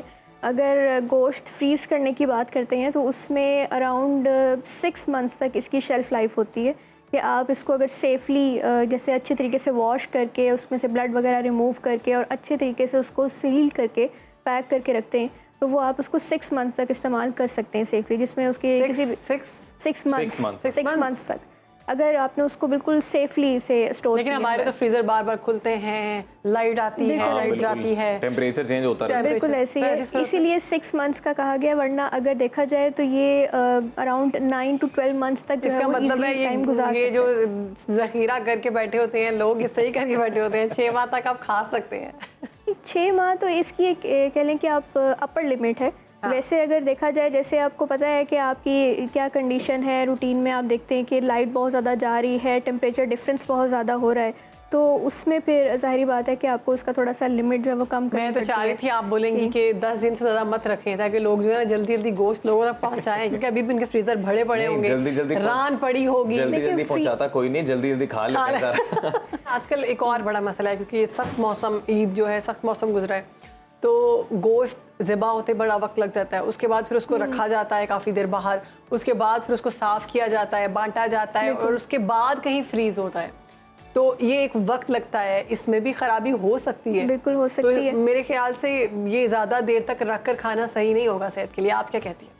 دیکھیے, پہلی بات تو یہ کہ اگر ہم اس عید کا ایک جو ایکچوئل میننگ دیکھتے ہیں وہ تو ہے ہی قربانی اظہار, ٹھیک ہے. اس میں جس میں آپ جتنی زیادہ چیزیں بانٹیں گے, جتنی زیادہ خوشیاں بانٹیں گے, گوشت جتنا زیادہ دیں گے, ان لوگوں کو جن کے لیے صرف یہ ایک دن ہی ہوتا ہے کہ جس دن انہوں نے یہ گوشت کھانا ہوتا ہے تو وہ بہترین ہے. لیکن ظاہری بات ہے کہ جب آپ نے تھوڑا بہت اپنے لیے بھی اسٹور کرنا ہوتا ہے تو اس کی ایک لمٹ ہوتی ہے کہ آپ اتنی لمٹ تک اس کو اسٹور کر کے رکھ سکتے ہیں اگر آپ اس کو سیفلی اور اس کو اچھے طریقے سے صاف کر کے اسٹور کرتے ہیں اور اسے سیل اچھے طریقے سے کرتے ہیں ایئر ٹائٹ پیکس کے اندر. لیکن ایک لمٹ ہے, ظاہر ہے فریزر میں اگر آپ پورا اسٹاک کر دیں گے تو وہ تو پھر آپ کا خراب ہی ہوگا. اچھا, ایک بڑا امپورٹنٹ کویشچن اکثر میں نے دیکھا ہے کہ ہم کہیں بھی جاتے ہیں, دعوتیں تو ہوتی ہیں ظاہر عید پہ, ہم نے دعوتیں کھائی, سب کچھ کیا, اب کچھ لوگ کہتے ہیں کہ گوشت کھا رہے ہو نا, ساتھ ڈرنک پیو, کولڈ ڈرنک, فیزی ڈرنک, تو یہ گوشت جو ہے نا ہضم ہو جائے گا, تمہارا پیٹ خراب نہیں ہوگا, تو یہ پینی چاہیے؟ بالکل نہیں پینی چاہیے, بالکل نہیں پینی چاہیے. اس کا کوئی لنک نہیں ہے, فیزی ڈرنکس کا کھانا ہضم کرنے سے کوئی لنک نہیں ہے. یہ ایک صرف متھ ہے اور یہ صرف ہم لوگوں نے اپنی جو ہے نا وہ ایک بنائی ہوئی ہے, سائنس بنائی ہوئی ہے. سکون تو بڑا ملتا ہے, اس کی کیا وجہ ہے؟ ہر انہیلدی چیز میں کیوں اتنا سکون اور اتنا ٹیسٹ ہے, مجھے یہ سمجھ نہیں آتی. بس اس کے پیچھے بھی ایک سائنس ہے. تو اس کا مطلب یہ جو کہا, اچھا میرے خیال سے اس کا دماغ کے ساتھ تعلق ہے. جب آپ وہ پی لیتے ہیں نا تو آپ کو واقعی ہلکا محسوس ہوتا ہے, آپ کو لگتا ہے کہ ڈائجسٹ ہو جائے گا, اب جو ہے نا پرابلم نہیں ہوگی. ورنہ اس کے ساتھ کوئی لنک نہیں ہے. یہ چیز تو یہ پروون ہے, اس کا سائنس کے ساتھ, لاجک کے ساتھ کوئی لنک نہیں ہے کہ آپ کو اس کے ساتھ کوئی ایسی چیز پئیں گے, فیزی ڈرنکس پئیں گے تو وہ آپ کو جو ہے وہ اچھے طریقے سے جو ڈائجسٹ ہو جائے گا. ایسا کچھ نہیں ہے. ہاں البتہ سیلڈز آپ لے سکتے ہیں, آپ اپنی جو کنزمپشن ہے اس کو کنٹرول کرنے کے لیے, کیلریز کو مینٹین کرنے کے لیے, اگر آپ چاہ رہے ہیں کہ آپ دعوت بھی انجوائے کریں اور آپ کی کیلریز بھی مینٹین رہیں اور آپ صحت مند بھی رہیں, تو آپ اس کے ساتھ کچھ اور چیزیں جو وہ کمبائن کر سکتے ہیں. آپ سیلڈس لے سکتے ہیں, اس کے ساتھ ویجیٹیبل سے بنی ہوئی چیزیں لے سکتے ہیں, کچھ ایسی کری وغیرہ لے سکتے ہیں جس میں ویجیٹیبلس ہوں.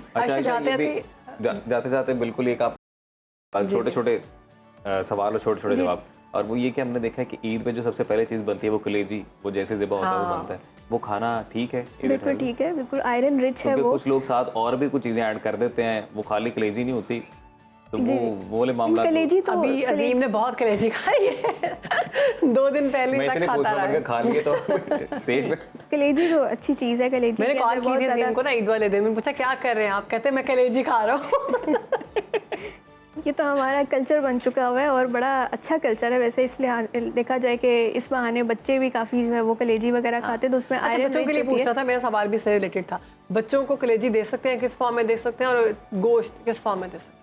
کسی بھی فارم میں دے سکتے ہیں, بس اس کو زیادہ بھنائی نہ کریں. بہترین طریقہ تو یہ ہے کہ اس کی آپ بھنائی زیادہ نہ کریں, کیونکہ اس میں سے نیوٹرینٹس کا کافی زیادہ لاس ہو سکتا ہے. بھنا ہوا دے دیں اور بعد میں جو آئل یا پانی وغیرہ ڈالتے ہیں اس سے پہلے بچوں کو کھلائیں. بالکل ایسے دے سکتے ہیں ان کو, اگر کسی بھی فارم میں وہ پسند کرتے ہیں. اگر وہ قیمے کی فارم میں پسند کرتے ہیں تو وہ بھی بہترین ہے, ان کو دے سکتے ہیں. سینڈوچ بنا دیں, سینڈوچ بنا دیں, برگرز بنا کے دے سکتے ہیں. بہت اچھی ہے, تو نمکین بنا کے یہاں پہ لے کے بھی آ سکتی ہیں. اس میں اب تو عید گزر چکی ہے, تھوڑا بہت تو اسٹور ہوگا. میں نے آپ کی طرح گوشت کا ذخیرہ نہیں کیا. تھوڑا بہت تو ہوگا, میں لے آتا ہوں, یہ ٹھیک ہے. چلیں جی, ہم نے نمکین گوشت کھاتے ہیں. پروگرام میں آگے بڑھتے ہیں, شامل کرتے ہیں ایک اہم سیگمنٹ. ڈاکٹر علامہ محمد اقبال کے بارے میں کہا جاتا ہے کہ جی وہ نہ صرف بر صغیر کے مسلمانوں کے اصل اور حقیقی مسائل کا ادراک رکھتے تھے, بلکہ ان مسائل کا حل بھی تجویز کرتے تھے. علامہ اقبال کی شاعری, ان کے مضامین اور تقریریں اس بات کی گواہ ہیں کہ ان کا دل امت مسلمہ کے زوال پر خون کے آنسو روتا تھا. علامہ کی نظم شکوہ بھی ایک ایسی ہی نظم ہے جس نے اہل مسلمانوں کو تڑپا کے رکھ دیا. اس نظم میں علامہ نے کیا پیغام دینا چاہا اور بر صغیر کے مسلمانوں کو خواب غفلت سے جگانے میں علامہ اقبال کی شاعری اور خصوصاً اس نظم نے کیا کردار ادا کیا, ان تمام باتوں کو تفصیل سے جانیں گے. بالکل, اس پہ بات کرنے کے لیے ہمیں جوائن کیا ہے ریسرچ اسکالر ہیں سید فہد علی کاظمی صاحب. کاظمی صاحب, علامہ اقبال کی کیا ہی بات ہے, اور شکوہ کیا بات ہے. میں کہتی ہوں وقت ضائع نہ کریں, بسم اللہ کریں. جی تھینکس الاٹ. اور آج ہم علامہ اقبال پہ بات کریں گے, اور خاص طور پر علامہ کی جو پوئٹری ہے, اور اس میں سے ہم چاہیں گے کہ شکوہ کے حوالے سے آپ سے کانورزیشن کریں. آپ کو یاد ہوگا رمضان میں ہم نے اقبال پہ تھوڑی سی بات کی تھی, اور اس وقت عین میری شمل کی ایک کوٹیشن میں نے آپ کے سامنے رکھی تھی کہ اقبال کی جب شاعری پڑھتے ہیں تو یوں لگتا ہے جیسے جبریل کا پر اقبال کو چھو گیا تھا. اقبال کی ایک کتاب کا نام بھی ہے نا, بال جبریل, ونگز آف گیبریل, کہ علامہ کی جو شاعری ہے اس کی پرواز ایسے ہے جیسے ملائکہ کی پرواز ہے. ایک استعارہ ہے, میٹافور ہے, آپ کو اس کو لٹرلی نہ لے اور پھر بعد میں ہم پہ فتوے بازی نے شروع کر دے. It's a metaphor. تو علامہ اقبال جیسے شاعر بھی روز روز پیدا نہیں ہوتے, وہ مفکر تو تھے ہی تھے, اور وہ شاعر نہیں تھے بنیادی طور پہ. وہ خود بھی کہتے ہیں کہ میں تو شاعری کو بطور ٹول استعمال کر رہا ہوں جگانے کے لیے، یعنی یہ میرا ایکسپریشن کا ایک ٹول ہے۔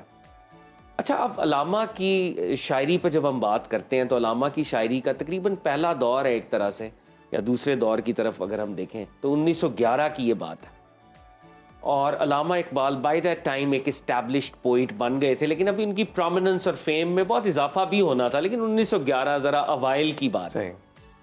تو علامہ نسبتاً پاپولر تھے، مقبول تھے۔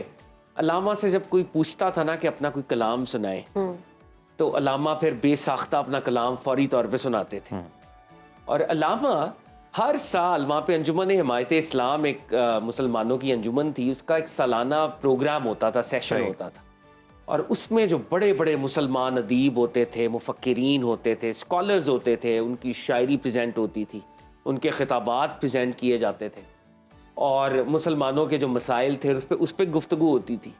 بعض اوقات فنڈ ریزنگ بھی ہوتی تھی ایک طرح کی، جو مسلمانوں سے ریلیٹڈ ویلفیئر کے پروجیکٹس، کیا اوور آل اگر مسلمانوں کی کوئی پرابلم ہے اس حوالے سے بھی فنڈ ریزنگ ہوتی تھی۔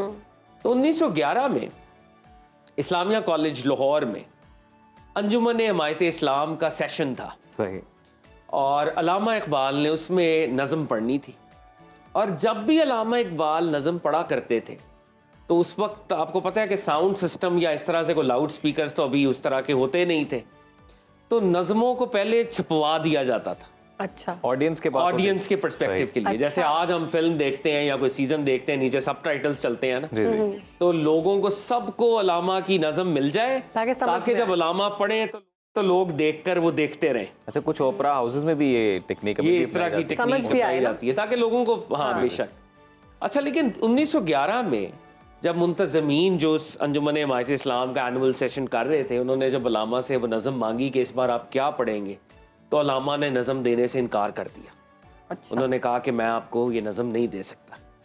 تو اس کا مطلب یہ تھا کہ علامہ جو ہے کوئی خاص قسم کی جو ہے نظم پڑھنے لگے، کہ علامہ ڈسکلوز نہیں کرنا چاہتے کہ وہ اس پر کیا پڑھیں گے۔ تو بڑی ہائپ ایک طرح سے بلڈ ہو گئی، اور 1911 اسلامیہ کالج کا وہ پورا ایک وہ جو صحن تھا، وہاں پر سارے لوگ جمع ہیں کھچا کھچ، اور آپ کو پتہ ہے نا کہ جب ایک پاپولر یا مقبول آدمی ہوتا ہے تو وہ جیسے باقی لوگ تقریریں کر رہے ہیں، اپنا جو بھی وہ پریزنٹ کر رہے ہیں، تو اس کو پھر ایک نقطہ کمال کے قریب لے کے آیا جاتا ہے، اس کی اسپیشل ایک طرح سے انٹری ہوتی ہے۔ صحیح۔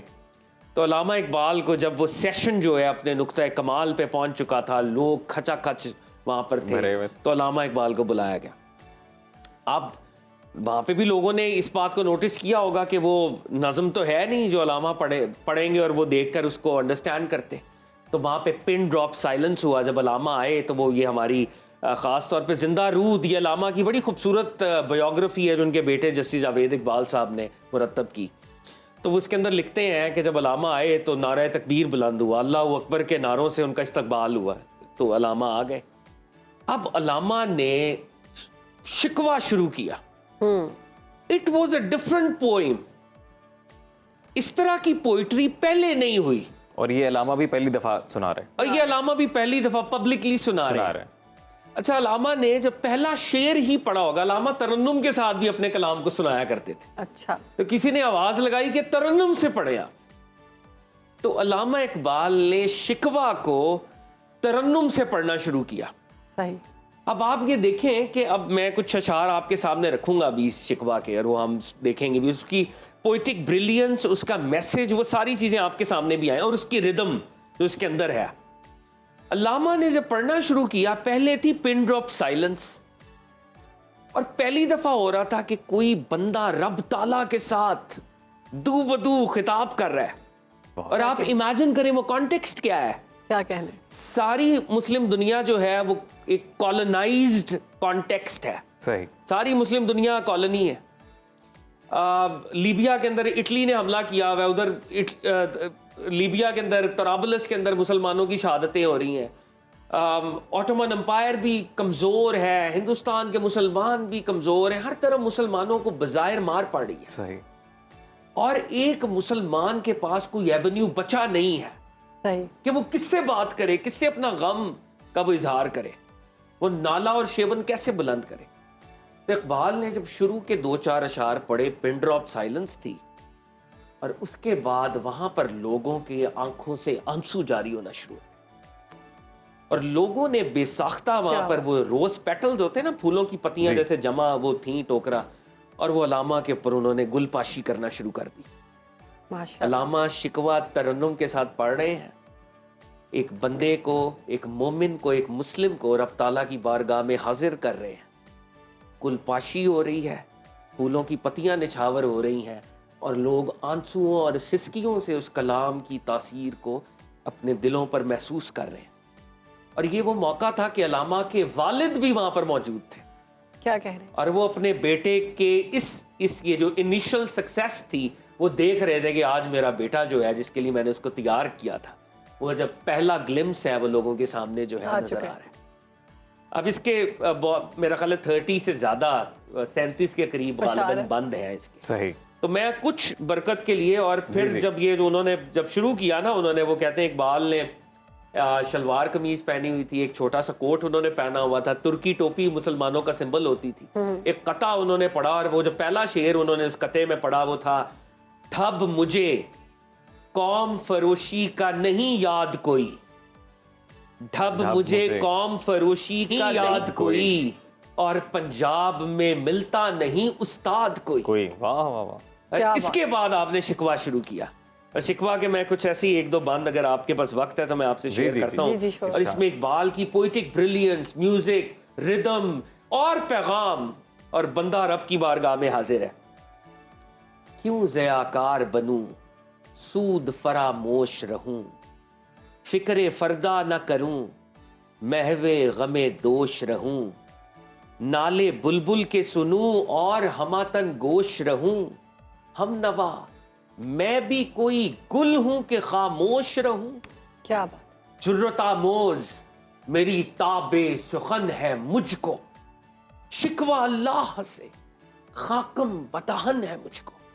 میرے منہ میں خاک لیکن آج میں نے رب تعالیٰ آپ سے کچھ بات کرنی ہے. کیا کہہ رہے ہیں؟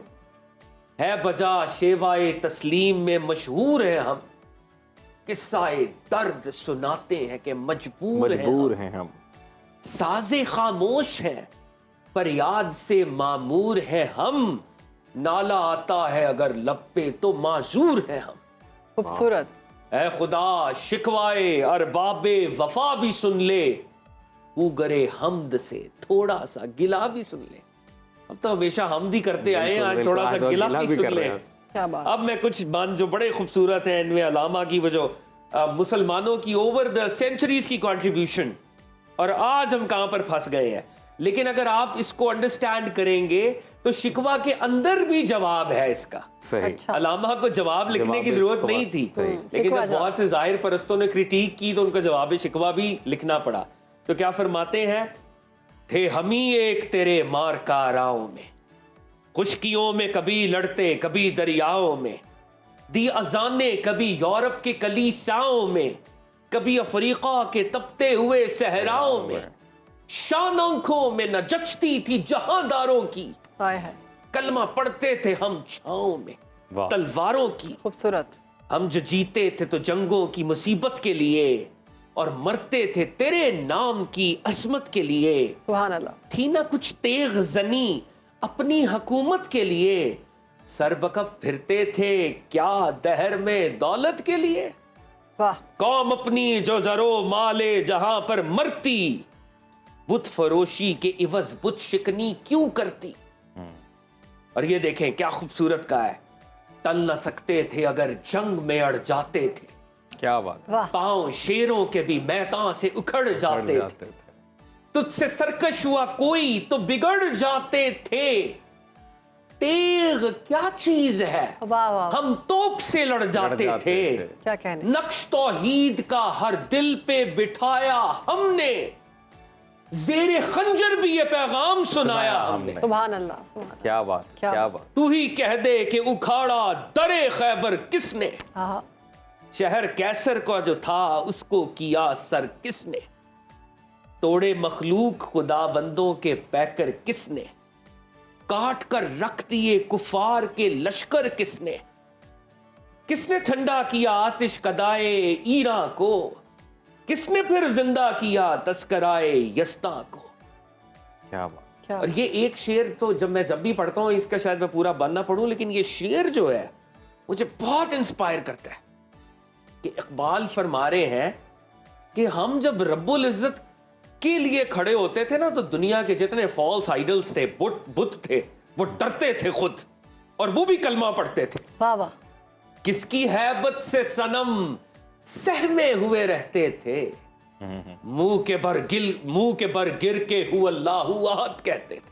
واہ واہ واہ، کیا بات ہے. وہ جو صنم تھے، وہ جو بت تھے، وہ بھی اللہ احد کہتے تھے. اور آ گیا عین لڑائی میں اگر وقت نماز، قبلہ رو ہو کے زمیں بو سوئی قوم حجاز، ایک ہی صف میں کھڑے ہو گئے محمود و ایاز. نہ کوئی بندہ رہا نہ کوئی بندہ نواز، بندہ و صاحب و محتاج و غنی ایک ہوئے، تیری سرکار میں پہنچے تو سبھی ایک ہوئے. مسلم ایکوالٹی. اور میں آج جو آخری بند یہاں پہ پڑھوں گا، پھر ہم نیکسٹ سیگمنٹ میں کبھی جواب شکوہ کو دیکھیں گے اور اس کو ملا کے اس کو بات کریں گے. کلمنیٹ کر رہا ہوں بات کو. اقبال کہہ رہے ہیں کہ یہ الہ العالمین، یہ ہم تھے، یہ مسلمانوں کی کنٹریبیوشن ہے. اور آج ہمیں مار کیوں پڑ رہی ہے؟ صفائے دہر سے باطل کو مٹایا ہم نے، نوئے انسان کو غلامی سے چھڑایا ہم نے، تیرے کعبے کو جبینوں سے بسایا ہم نے، تیرے قرآن کو سینوں سے لگایا ہم نے، پھر بھی ہم سے یہ گلا ہے کہ وفادار نہیں. ہم وفادار نہیں، تو بھی تو دلدار نہیں. واہ واہ واہ واہ واہ، کیا بات، کیا بات. اب تو جواب شکوہ بنتا ہے. جواب شکوہ ضرور بنتا ہے. بہت خوبصورت. اور اقبال نے لیکن بہرحال یہ پورا ایک اسپیکٹیکل تھا انجمن حمایت اسلام کے اندر. جب یہ پڑھا گیا تو ایک نئی روح وہاں کے اندر جو ہے پھونک، وہاں کے لوگوں نے ولولے کو محسوس کیا. اور جیسے یہ شکوہ ختم ہوا، ایک بہت بڑے رئیس تھے کشمیر کے، وہ اتنا انسپائرڈ ہوئے، وہ رو رہے تھے کہ ان کے پاس بہت مہنگی کشمیری پشمینہ کی شال تھی جو بہت مہنگی تھی، انہوں نے یوں اتاری اور اقبال کے گلے میں ڈال دی. اور اقبال نے اس کو پھر نیلام کروایا اور لوگوں نے جب وہ اس سے جو انکم ہوئی وہ ایک اسلامک کاز کے لیے اس کو انجمن حمایت اسلام کو. بہت شکریہ جی. امید ہے ہمارا یہ سیگمنٹ آپ کو بہت پسند آیا ہوگا. انتہائی اہم سیگمنٹ قرآن اینڈ سائنس کی ہم بات کریں گے. دنیا میں کم و بیش 1,24,000 پیغمبروں نے اللہ کا پیغام نوع انسان کو پہنچایا. مالک کائنات نے مختلف انبیاء پر صحائف اور کتابیں بھی نازل کی، جن میں زبور، توریت اور انجیل کا ذکر قرآن میں بھی ملتا ہے. تو ان کتابوں میں صحائف کا بغور مطالعہ کرنے پر یہ معلوم ہوتا ہے کہ ہمارے نبی آخر الزمان صلی اللہ علیہ وآلہ وسلم کی دنیا میں آمد کی خبر ہر نبی نے دی ہے. قدیم آسمانی کتابوں میں نبی کریم صلی اللہ علیہ وآلہ وسلم کا ذکر کہاں کہاں اور کن الفاظ میں ہوا ہے، اس اہم موضوع پر ہم گفتگو کریں گے. اس پہ بات کرنے کے لیے قرآنک اسٹڈیز کے اسپیشلسٹ عبدالسلام عارف صاحب ہمارے ساتھ موجود ہے. ویلکم کرتے ہیں. عبدالسلام صاحب کیسے ہیں آپ؟ جی الحمدللہ، اللہ کا لاکھ لاکھ شکر.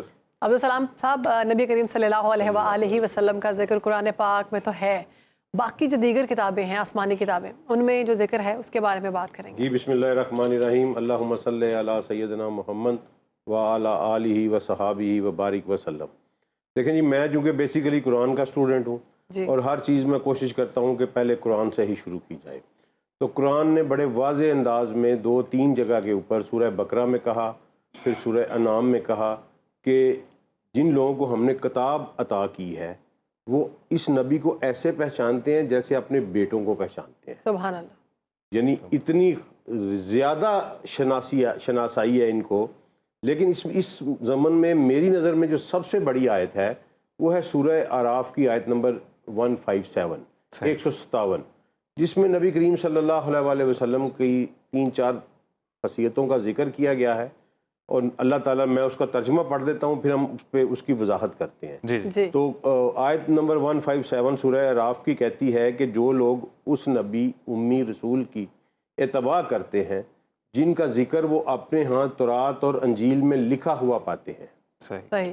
تورات اور انجیل میں لکھا ہوا پاتے ہیں، اور وہ نبی نیکی کا حکم دیتے ہیں، برائیوں سے روک دیتے ہیں، اور ان کے لیے پاکیزہ چیزیں حلال کرتے ہیں اور خبیث چیزیں جو ہیں وہ حرام کرتے ہیں. اور اس کے علاوہ جو بوجھ ان کے اوپر پڑے ہوئے تھے اور جو بیڑیاں ان کے گرد لپٹی ہوئی تھیں اس سے یہ ان کو آزاد کرتے ہیں. اور آگے پھر اللہ تعالیٰ بیان کرتے ہیں کہ وہ لوگ جنہوں نے میرے اس نبی صلی اللہ علیہ وآلہ وسلم پر ایمان لے کے آئے اور ان کی عزت اور تکریم کی قرآن کہہ رہا ہے کہ ان کی عزت اور تکریم کی اور ان کے مشن میں ان کی مدد کی، یہی لوگ وہ ہیں، اور اس نور کی اتباع کی جو ان کے ساتھ نازل کیا گیا ہے، تو یہی لوگ کامیاب ہوں گے۔ اب اس آیت میں سب سے پہلے نبی صلی اللہ علیہ وسلم کو نبی رسول امی کہہ کے مخاطب کیا گیا۔ اب ہمارے ہاں جو ہمارے سب کانٹیننٹ کے ٹرانسلیٹرز تھے نا، انہوں نے یہ بہت بڑی زیادتی کی کہ امی کا ترجمہ انہوں نے کر دیا عام فہم میں کہ ان پڑھ بندے کو کہتے ہیں، جی، جس کی وجہ سے بڑی بکواسیات ہوئیں، نبی کریم صلی اللہ علیہ وسلم کی توہین کی گئی، اور کفار کو اور دوسرے جو اعتراض کرنے والے لوگ تھے ان کو اپنی بد زبانی کا موقع ملا کہ ایک ان پڑھ شخص کے پیچھے یہ لگے ہوئے ہیں۔ یہ بالکل صریحاً ترجمہ کرنے والوں کی غلطی ہے۔ قرآن کا قطعی طور پر یہ مطلب نہیں ہے جہاں قرآن امی کہتا ہے۔ میں اس کی ایک آپ کو مثال دیتا ہوں کہ قرآن جو ہے وہ سورہ آل عمران کی آیت نمبر 75 میں یہ کہتا ہے، اللہ تعالیٰ فرماتے ہیں کہ یہ یہودی جو ہیں یہ امیین کے مال کو کھانے کو کوئی غلط نہیں سمجھتے۔ صحیح۔ تو اب اگر یہاں امیین کا ترجمہ ان پڑھ کیا جائے تو کیا یہودی پڑھے لکھے بندہ جو غیر یہودی ہے اس کے مال کو ٹھیک ہے غلط سمجھتے ہیں اور ان پڑھ کو کرتے ہیں؟ قطعی طور پہ نہیں۔ یہودی آج میں بے شک میں نے ایم ایس سی کی ہے، پی ایچ ڈی کی ہے، آپ نے ایم ایس سی کی ہے، ہم ان کی نظر میں جینیٹائل اینڈ گوئمز ہیں، جی، وہ جینیٹائل کہتے ہیں۔ وہ کہتے ہیں جی جتنے بھی غیر یہودی ہیں ان کے اوپر ظلم کر لو۔ آج بھی انہوں نے یہی دین اپنا بنایا ہوا ہے کہ یہ آپ ان کا مال کھا لیں ظلم اور ستم سے، آپ پہ کوئی گناہ نہیں، اللہ اس کے بارے میں کوئی نہیں پوچھے گا۔ اس لیے تو ہم کہتے ہیں کہ یہ دنیا کی ذلیل ترین قوم ہے، ٹھیک ہے۔ یہ باقی ساری انسانیت کو سمجھتی ہے کہ ہم جس طرح مرضی ان کو ایکسپلائٹ کر لیں، اللہ ہم سے اس کا حساب نہیں لے گا۔ ایک عجیب و غریب قسم کا فلسفہ ہے۔ تو اسی کو قرآن نے سورہ آل عمران میں امیین کے بارے میں کہا۔ تو قرآن جہاں قوم کا امی کا مطلب یوز کرتا ہے، امیین سے مراد یہ ہوتی ہے کہ ان کے اوپر آج تک کسی نے رول نہیں کیا۔ کورے پنجابی میں جس کو ہم کہتے ہیں نا، کورا ہے بالکل، آج تک کوئی فارنر رول اس کے اوپر نہیں آیا اور نہ ہی کوئی ڈیوینٹی ان کے اوپر آئی ہے، صحیح، ٹھیک ہے۔ تو عربی جو تھے وہ بالکل کورے تھے۔ سیدنا اسماعیل علیہ الصلوۃ والسلام کے بعد ان پر 4000 سال بیت چکے تھے اور کوئی نبی نہیں آیا تھا، اور کوئی تاریخ میں ہمیں کوئی ایویڈنس ایک بھی ایسا نہیں ملتا کہ کسی غیر عرب نے ان کے اوپر حکمرانی کی ہو۔ اچھا، ٹھیک ہے جی۔ تو یہ اسی لیے ان کو امی کہا جائے۔ اور جہاں نبی کریم صلی اللہ علیہ وسلم کے لیے قرآن امی کا لفظ یوز کرتا ہے، اس کا مطلب بیسیکلی یہ ہوتا ہے کہ یہ میرا وہ نبی ہیں جنہوں نے اس دنیا کے کسی انسان سے کچھ نہیں سیکھا، ان کے پاس علم کا منبع ہے، بے شک، جس سارے کا سارا اللہ نے ان کو عطا کیا ہے۔ کوئی نبی صلی اللہ علیہ وسلم کا استاد نہیں ہے۔ نبی صلی اللہ علیہ وسلم کو لکھنا پڑھنا اگر کسی بندے سے جا کے وہ سیکھ لیتے تو نبوت اپنا مفہوم کھو بیٹھتی، بے شک، بے شک، کیونکہ یہ اعتراض بن جاتا کہ اس بندے نے، یہ بندہ ان کا شاگرد ہے۔ جی ہاں، صحیح۔ تو نبی کریم صلی اللہ علیہ وسلم کو امی رکھنا نبوت کے تفضل کے لیے اور اس کی بلاغت کے لیے یہ بہت ضروری بات تھی۔ جی، تو اس پہ قرآن نے، اس لیے یہ ایک غلطی ہے جو غلط فہمی پھیلائی گئی، میں دور کرنا چاہتا تھا کہ امی کا مطلب یہ ہوتا ہے کہ اس شخص کے پاس مرکز سے بھی نکلا ہے، ممتا سے بھی نکلا ہے، کہ یہ اگرچہ علم و فنون کا مرکز ہے لیکن اس کے جتنے بھی علوم اور فنون ان کے پاس ہیں وہ سارے اللہ کے عطا کرتے ہیں، کسی انسان نے ان کو نہیں سکھایا۔ اصل امی کی تشریح یہ ہے۔ اس سے آگے اللہ تعالیٰ کہتے ہیں کہ وہ لوگ ان کو تورات اور انجیل میں اس کا ذکر پاتے ہیں، ان کا لکھا ہوا پاتے ہیں۔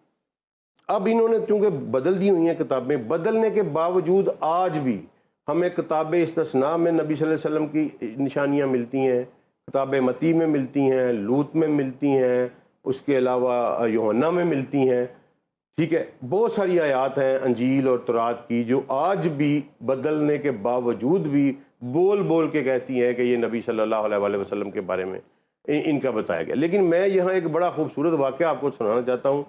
ابن کثیر نے اسی آیت کی تفسیر کرتے ہوئے روایت کیا ہے، اور دراصل وہ دلائل نبوہ میں امام بہقی میں نے ایز اے نبوت کی ایک دلیل کے طور پر بھی لیا ہے۔ وہ یوں ہے کہ ایک صحابی ہیں حشام بن آس، ٹھیک ہے جی، وہ کہتے ہیں کہ میں اور میرا ایک ساتھی ہم پہلے گئے دمشق میں، تو وہاں جو شاہ روم کا نمائندہ تھا اس کے ساتھ ہماری بات چیت ہوئی، تو ہم نے اسے کہا کہ ہم اپنا پیغام تمہیں نہیں پہنچاتے, ہمیں اپنے بڑے بادشاہ کے پاس بھیجو. صحیح. تو اس نے پھر ان کو کہا کہ نہیں, میں نے تو کالے کپڑے پہنے ہوئے ہیں اور اس لیے پہنے ہوئے ہیں کہ جب تک تم لوگوں کو نہ دھکے مار مار کے یہاں سے نکال نہ دوں اپنی ملک سے. یہ واقعہ ہے سیدنا عمر کے دور کا. اچھا. ٹھیک, کیونکہ سیدنا ابوبکر کے دور کا, کیونکہ حضرت ہشام جو تھے وہ شہید ہوئے ہیں جنگ اجنادین میں. اگرچہ یہ فتح مکہ پہ مسلمان ہوئے لیکن نبی صلی اللہ علیہ وسلم سے بہت پیار کرتے تھے اور جنگ اجنادین میں انہوں نے لڑتے ہوئے جام شہادت نوش کیا. تو یہ واقعہ سیدنا ابوبکر کے دور کا ہے. تو وہ کہتے ہیں جی قصہ مختصر کہ جب انہوں نے کہا تو اس نے کہا کہ بھئی تم تو ہمارے تو وہ بندہ قوم ہمیں فتح کرے گی جو دن کو نماز پڑھتی ہے, رات کو نماز پڑھتی ہے, دن کو روزے رکھتی ہے. تو انہوں نے کہا بالکل ٹھیک ہے, پھر اب تم ہمارے ہاتھ سے نہیں بچتے. تو اس نے کہا اس کو نہ بڑے بادشاہ کے پاس لے چلو. اب وہ لے گئے ہرکولیس کے پاس. ٹھیک ہے, اب یہاں تھوڑا سا یہ غور کرنا ہے ہم نے کہ پہلے حدیث میں آتا ہے کہ وہ غوطہ دمشق میں گئے. اب اس کے دو تھے مقام. شاہ روم جو تھا ہرکولیس, اس نے ایک پیلس شام میں بنایا ہوا تھا اور اس کا پرماننٹ جو پیلس تھا وہ کانسٹینٹینوپل میں استنبول میں تھا. ٹھیک ہے, تو اس کا مطلب ہے کہ وہ دمشق میں تو انہیں وہ ملا غسانی بادشاہ, اور آگے جب وہ گئے تو انہیں ہرکولیس لکھا ہوا ہے کہ ہرکول کے پاس, اس کا مطلب وہ استنبول میں لے گئے انہیں. اچھا, وہاں جب گئے نا تو انہوں نے نا ایک اللہ تعالیٰ کی طرف سے نشانی نازل ہوئی کہ وہ گارڈز نے ان کو روکا جب, تو انہوں نے کہا لا الہ الا اللہ واللہ اکبر, تو کہتے ہیں زمین پہ نہ زلزلہ آ گیا. اللہ.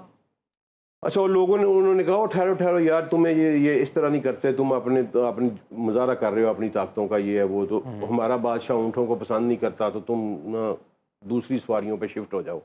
انہوں نے کہا ہم نے تو ایسے ہی جانا ہے. اچھا خیر, انہوں نے بادشاہ کو بھیجا, بادشاہ نے کہا بھیج دو. وہ کہتے ہیں کہ جب ہم دربار میں پہنچے تو ہرکولیس جو تھا نا بالکنی سے ہمیں دیکھ رہا تھا. صحیح. تو جو ہی ہم قریب پہنچے تو ہم نے کہا لا الہ الا اللہ واللہ, وہ محل پورا لرزنے لگ پڑا. کہتے ہیں بادشاہ کا رنگ فک ہو گیا, اس نے کہا روکو روکو اس کو روکو. اچھا, پھر اس نے پوچھا کہ جب تم اپنے گھروں میں یہ کلمہ پڑھتی ہو تو ایسے ہوتا ہے؟ انہوں نے کہا نہیں ایسے تو نہیں ہوتا, یہ ادھر ہی ہو رہا ہے, ہمیں بھی سمجھ نہیں لگ رہی یہ کیا ہو رہا ہے. اچھا, قصہ مختصر کہ ان کے ساتھ ان کا ڈائلاگ ہوا اور وہ ان کو ایک کمرے میں لے گیا 2-4 دن کے بعد. وہاں جا کے نا اس نے ایک کہتے ہیں جی ایک صندوق کھولا, اس میں سے ایک تصویروں کی البم نکالی. ٹھیک ہے جی, پہلی تصویر دکھائی, انہوں نے کہا پتہ کون ہے؟ ان کا نہیں, کہتے آدم ہے. دوسری دکھائی, وہ باقاعدہ دیا ہوا ہے کہ اس طرح کی ناک تھی, سر, اس طرح سکیچز بنے ہوئے تھے اور اس کی تشریح دی ہوئی ہے حدیث میں. صحیح. تو انہوں نے کہا جی کہ آدم ہے, پھر کہا نوح ہے, پھر کہا جناب ابراہیم ہے, پھر کہا عیسیٰ. اچھا, ایک دم سے وہ کہتے ہیں اس نے ورق پلٹا تو ہمارے نبی محترم صلی اللہ علیہ وسلم کی تصویر سامنے. سبحان اللہ. اچھا, ہم نے کہتا ہے جی ہم پہ رکعت طاری ہو گئی, ہمارے آنکھوں سے آنسو نکل گئے. ہم نے کہا یہ ہمارے نبی ہیں. اس نے کہا واقعی یہ تمہارے نبی ہیں؟ انہوں نے کہا ہاں یہی ہمارے نبی ہیں محمد رسول اللہ صلی اللہ علیہ وسلم. تو کہتا ہے میں نے, یہ تو سب سے آخری تصویر تھی, میں نے تمہیں چیک کرنے کے لیے اس کو درمیان میں لے کے آیا تھا کہ میں نبیوں کا نام لے رہا ہوں, تم آخری نبی اپنا ہی بنا دو گے, تو میں درمیان میں تمہیں چیک کرنے کے لیے لے کے آیا ہوں. تو کہتے ہیں وہ نیچے بیٹھ گیا, پریشان ہو گیا. پریشان ہونے کے بعد وہ پھر اٹھا, اس نے کہا واقعی یہ تمہارے نبی ہیں؟ انہوں نے کہا ہاں. نے کہا تم نے یہ تصویریں کہاں سے لی ہیں؟ انہوں نے کہا کہ یہ اللہ تعالیٰ نے, آدم نے دعا کی تھی اللہ سے کہ مجھے میری اولاد میں انبیاء کی شکلیں دکھا دے, تو اللہ نے یہ آدم کو گفٹ کیا البم, تو یہ آدم نے رکھ دیا غروب آفتاب کی, وہاں سے ذوالقرنین نے لیا, ذوالقرنین نے دانیال کو دیا, اور دانیال سے یہ پھر ہماری نسل میں چلتا آ رہا ہے. اچھا, وہ کہتے ہیں کہ جب ہم واپس گئے تو ہم نے ابوبکر صدیق کو یہ بات بتائی تو ان پہ بھی رکعت طاری ہو گئی, اور انہوں نے کہا کہ میرے نبی نے مجھے بتایا تھا کہ یہ مجھے ان کی ایک کتاب میں میرا تذکرہ موجود ہے. ٹھیک ہے, یہ ایک اتنا دلچسپ واقعہ. اب اس کو میں کچھ لوگوں نے کہا جی اس میں ایک راوی مجہول ہے, تھوڑا سا حدیث کو ضعیف کیا, لیکن میں نے اس کو سچ سمجھ کے کہ چلیں فرض کریں یہ سچ ہے, تو آج وہ البم کہاں ہو؟ جی میرے ذہن میں یہی سوال, میں اس کے پیچھے گیا باقاعدہ. ٹھیک ہے, اب وہ چونکہ وہ استنبول میں تھی, یہ مجھے ثابت ہو گیا کہ وہ ان کو کانسٹینٹینوپل میں لے کے گئے تھے, اور روس جو تھا وہ ابھی دعوے دار تھا کہ ہم رومنز امپائر کے وہ آرتھوڈکس. لیکن ایک واقعہ اس میں ایسے آتا ہے کہ آخری رومن ایمپرر نے اپنا ٹائٹل فرڈینینڈ اور ملکہ ایسابیل کو بیچ دیا تھا اسپین والے کو. میرا اپنی ریسرچ کے مطابق یہ سارے تبرکات وہاں چلے گئے تھے, اور وہ آج تک اسپین کے محل میں پڑے ہوئے ہیں. اچھا ٹھیک ہے جی, اگر یہ روایت ٹھیک ہے, اگر یہ واقعہ ٹھیک ہے تو یہ ادھر ہی ہونے چاہیے, کیونکہ کیتھولک کا جو آرتھوڈکس چرچ تھا, آرتھوڈکس کرسچنس کا زار روس والا, وہ تو لوٹا گیا جب یہ آ گئے کیمونسٹ آ گئے, انہوں نے تباہی بربادی پھیلا دی, سب کو جلا دی, تو وہاں سے ایسی کوئی چیز نہیں نکلی. لیکن اسپین کا جو بادشاہ ہے اس کا خزانہ آج تک نہیں لوٹا گیا, اور اس کو بیچیاں چیزیں, صحیح, آخری رومن ایمپرر نے چیزیں بیچی ہیں, تو اس نے لامحالہ تبرکات بھی بیچے ہوں گے جو ان کے پاس ہوں گے. ایسے ہی ہے. تو یہ نبی کریم صلی اللہ علیہ وسلم کی موجودگی جو تورات اور انجیل میں ہے, یہ اس کا ایویڈنس ہے. بہت خوبصورت اگلی آیت کا جو باقی عبدالسلام صاحب, ہمارے پروگرام کا وقت جو ہے ختم ہو چکا ہے. انشاءاللہ نیکسٹ پروگرام میں سے بات کریں گے. آج کے پروگرام سے ہمیں دیجیے اجازت, انشاءاللہ اگلے ہفتے آپ سے ملاقات ہوگی. تب تک کے لیے اپنا خیال رکھیں. اللہ حافظ.